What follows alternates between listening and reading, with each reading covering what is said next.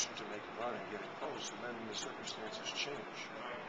We missed free throws, which has really been an Achilles heel for the last 8 weeks, month.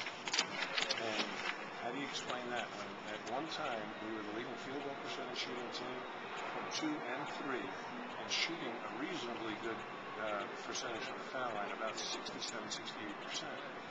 And then all of a sudden we're shooting 50%, shooting from the foul line, and we're shooting 30% from the field. Right. Taking difficult shots. And I really think what happens is, as the defense creates the pressure, you have to be able to attack it. You can't get back on your heels. You can't get discouraged because pressure tends to wane at times. And if you keep attacking, if they get a little tired, you get a couple of layups that go for you, a 13-point lead becomes 6, and then all of a sudden it's a ball game.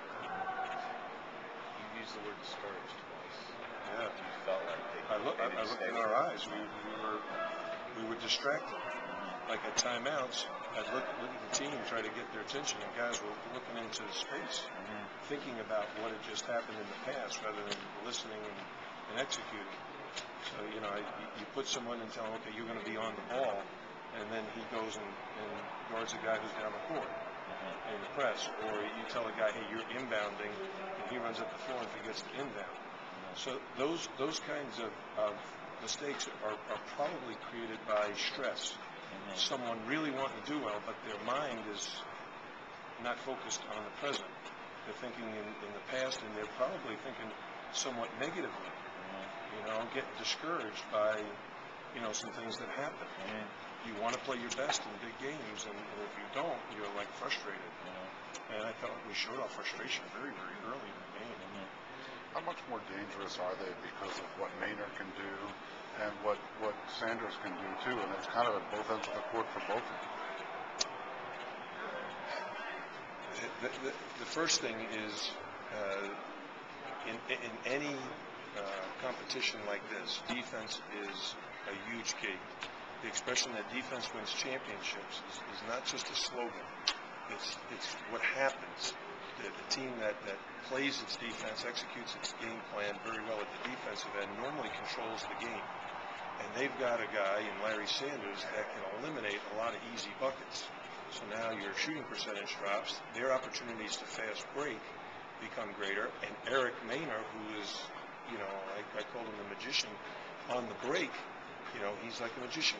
He makes the defense move one way and he goes the other, or he draws to them. Yeah, exactly.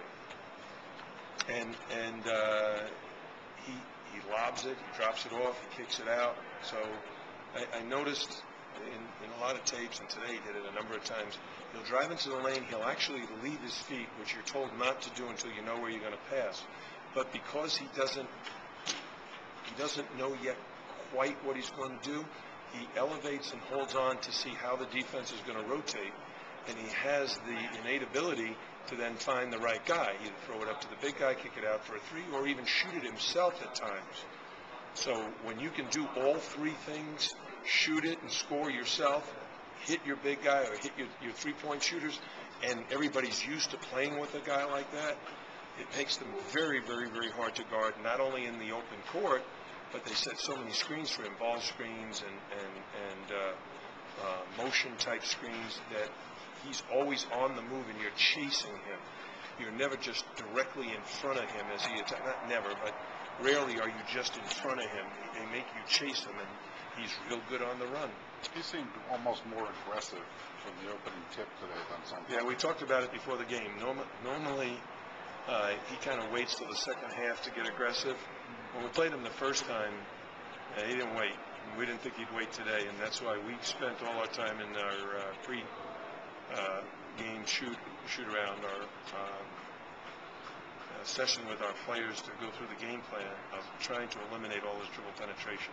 Obviously, that didn't work. Is seeing him come out like that kind of an uh-oh moment for a coach? Because no matter how good the defense is, you know that some players are better. Well, yeah, we got him started. We tried to reverse the ball, and he was playing the passing lane. and he stole it and just went in for a layup. And then the next time he got it, hey, see what kind of game he is. Yeah, and he hit a three.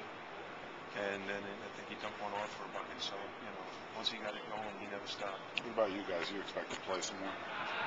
I'd like to think that, even though today we didn't perform up to our capabilities, that I think our body of work is good enough to deserve serious consideration. Our RPI is probably not high enough, and we don't have enough any top 50 wins, so we're not expecting a bid to the NCAA, but we are hopeful and think that we are deserving of an NIT bid. You think you might show up at VCU's graduation to bid Eric Maynor a fond farewell? I'm sure he leaves. I like Eric Maynor. I like the way he plays. I like the way he's conducted himself throughout his career. I feel bad for our guys that we were not able to play great, but we're happy for him and the way he's played throughout his career. He's one of only 3 players I can recall that's had the impact on this league that he has had. George Evans was the first since I've been in the conference. Fred Blizzard was second, and Eric Maynor's third. And not necessarily in that order. I'm not saying that that's chronological order. A lot of times in championship games, things tighten. Teams start grinding things out. You see never fight or seem to grind things out. Yeah, you're normally a little looser when you have a double-digit lead. I kept telling our guys that all we had to do is peck away and get it down to a workable number, but we were never able to do that. Coach Morrison showed himself in his tournaments with a bigger audience. What's his story? How good can he be? Mike Morrison is a very intelligent young man. He graduated from high school cum laude, and I think a lot of his growth as a player is going to be based on if he can utilize that intelligence to learn how to play fundamentally sound basketball. He's very athletic. He can run. He can jump. He's working on the fundamentals of the game right now, and hopefully he'll make the same kind of progress that some other big guys we've had in the program. He won 22 games. How tough he was this game? Well, the players are very enjoyable to be around. They're an awful lot of fun. The difficulty, I think, is we see how I can explain it correctly. The difficulty is trying to create a disciplined atmosphere and yet still give players enough freedom to express themselves on the floor as a group. We tend to sometimes listen to the coach too much, and we look like we're almost mechanical, trying to do what I'm asking them to do.